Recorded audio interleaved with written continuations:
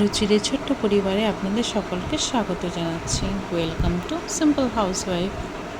রোজ তো আর একই টিফিন নিয়ে যেতে ভালো লাগে না, তাই ওকে আজকে উপমা বানিয়ে দিয়েছিলাম।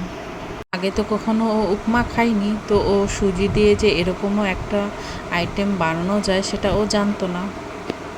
তাই এটা খেয়ে ও বলল, মা আমাকে আরেকদিন বানিয়ে দেবে, আমার বন্ধুদের খুব পছন্দ হয়েছে তোমার উপমাটা, তো আমি আরেকদিন টিফিনে নিয়ে যাব। তো আমি বললাম ঠিক আছে, আজকে নিয়ে যা, আমি আবার আরেকদিন তোকে বানিয়ে দেব। তো সাথে একটু মৌসুমিও দিয়ে দিয়েছিলাম। টিফিনটা দিয়ে ওকে একটু খেতেও দিয়েছিলাম উপমা। আমি বললাম একটু টেস্ট করে দেখ কেমন। তো বললো যে মা দারুণ হয়েছে উপমাটা, আমাকে কিন্তু আরেকদিন তুমি অবশ্যই বানিয়ে দেবে। আমি বললাম আচ্ছা ঠিক আছে, আমি বানিয়ে দেবো তোকে। এদিকে সোনামা একটু টিভি দেখতে বসেছিল, তো এর মধ্যে ওকে জলের বোতলগুলো ভরে দিলাম, কারণ অনেকটা টাইমের ব্যাপার, স্কুলে থাকবে অনেকক্ষণ। ও স্কুলের জলটা একদমই খেতে পারে না, তার জন্য ওকে 2 লিটার মানে 2টো বোতল দিয়ে দিই।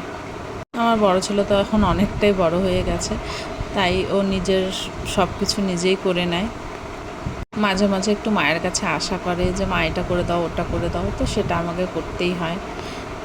কি ও স্কুলের ড্রেস আপ বা একা টাই বাঁধা এটা ও নিজেই শিখেছে, আর স্কুলের বই ঠই গোছানো থেকে শুরু করে সব কিছু ও নিজেই করে, তাই আমার একটু শান্তি, অসুবিধা হয় না।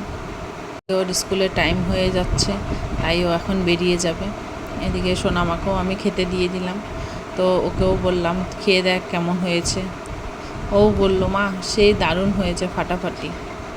আসলে নতুন নতুন খাবার বানানো আমার একটু পেশার মধ্যেও পড়ে, কারণ আমার খুব ভালো লাগে ওদের জন্য নতুন নতুন কিছু বানাতে।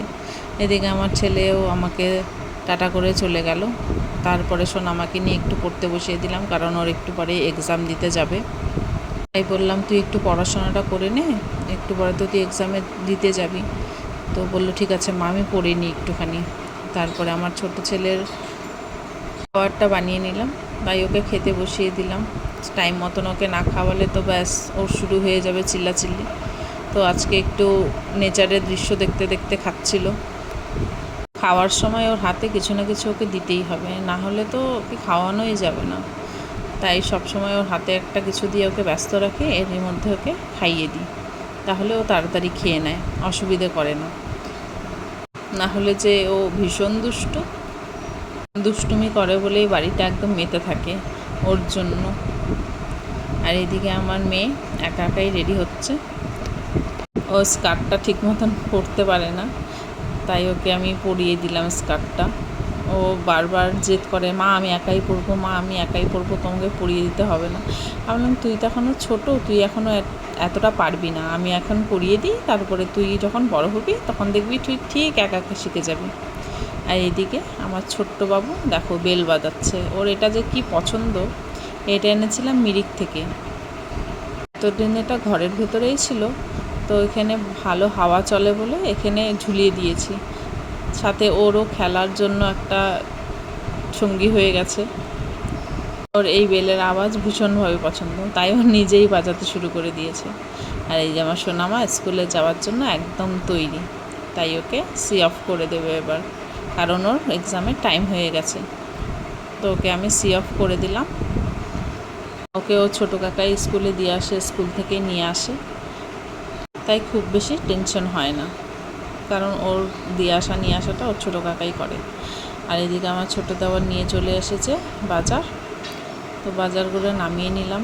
এনেছিল ডাটা, আর এনেছিল মাছ আর এনেছিল মাছের ডিম, আর এনেছিল বেসন, কারণ ও বলেছিল বেসন দিয়ে একটু বড়া করার জন্য, ডিমের বড়া।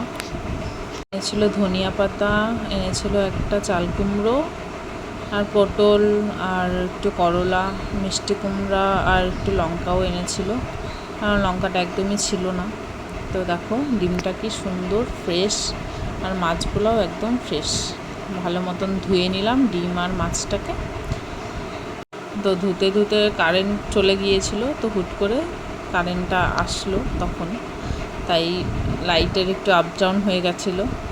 আর এদিকে আমার ছোট্ট বাবু দেখো কেমন দুষ্টুমি করছে, কারণ ওকে উপরে রেখেই আমি নিচে গিয়েছিলাম বাজারগুলো বের করে ওগুলো ধুয়ে ঠুয়ে রাখার জন্য। তো ধুয়ে টুয়ে এসে দেখি ও এখানে এই ঘরে দুষ্টুমি করছে। ও শান্ত থাকলেই মনে হয় যেন কিছু না কিছু কাণ্ড তো করছে, তার জন্যই এত চুপচাপ।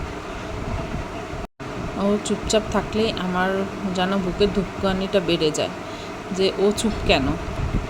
যে বাচ্চাটা অনেক বেশি দুষ্টামি করে বা অনেক বেশি শয়তানি করে, ওদের দেখবে চুপ থাকলে পরে একদম ভয় লেগে যায় যে ও কেন চুপ আছে, ও কেন এইরকম করছে না, ও কেন আওয়াজ করছে না। আর এইদিকে দেখো সিঁড়িতে উঠতে দেইনি বলে ওর কান্নাকাটি শুরু। একাই সিঁড়ি দিয়ে উপরে উঠে উপরের ঘরে যাবে, ওকে আমি যেতে দিচ্ছিলাম না বলে দেখো কান্নাকাটি করছে কীভাবে। ওর পেছন পেছন যেতে পারবো না, ও একাই সিঁড়ি দিয়ে উঠে উঠে উপরে যাবে। তারপর আর কি ওকে নামিয়ে ঘুম পাড়িয়ে দিয়ে তারপরে রান্নাবান্নার পাকে আসলাম, কারণ ওকে না ঘুম পাড়ালে ও আমাকে একটা কাজও করতে দেবে না। তো রান্নাবান্নাটা বসিয়ে দিলাম, করছিলাম আলু করলা আর মিষ্টি কুমড়া ভাজা। ওদিকে ভাতটা বসিয়ে দিলাম, আর এদিকে রসমের জন্য যে মশলাগুলো লাগবে সেটা রেডি করে নিলাম। আর এদিকে তেঁতুলটাও ভিজিয়ে দিয়েছিলাম। ফটাফট রসমটা বসিয়ে দিলাম, রসমটা রেডি করে মাছগুলো ভেজে নিলাম।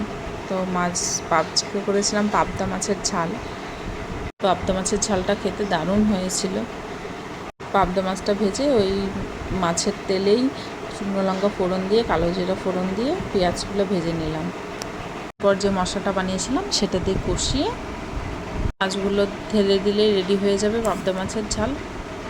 যে এদিকে করেছিলাম মাছের ডিম দিয়ে বড়া, ওটা তো আলু করলা ভাজা দেখলেই তোমরা। আর এটা ছিল রসমটাও খেতে সেই দারুণ হয়েছিল, তোমরাও বাড়িতে বানিয়ে খেয়ে দেখো, ভীষণ ভালো হয়। আর এই যে পাবদা মাছের ঝাল একটু আলাদা স্টাইলের করেছিলাম, ইউটিউব থেকে অনেকগুলো দেখেছিলাম, কিন্তু দেখলেও কি নিজের স্টাইলটা একটু ট্রাই মারাও উচিত। আর এদিকে সোনামায়ের খাবারটা নিয়ে নিয়েছিলাম, ওকে খাইয়ে দিলাম। খাওয়া দাওয়া কমপ্লিট, এবার ও ড্রয়িং করতে বসে পড়লো। আর এদিকে আমার সোনাবাবুকেও খাওয়া দাওয়া করে ঘুম পাড়িয়ে দিলাম। এবার সন্ধ্যা হয়ে গেছে, আমি সন্ধ্যা দিতে চলে যাব। আজকের মতো ভিডিওটি এখানে শেষ করছি। সবাই সুস্থ থাকবে, ভালো থাকবে, রাধে রাধে।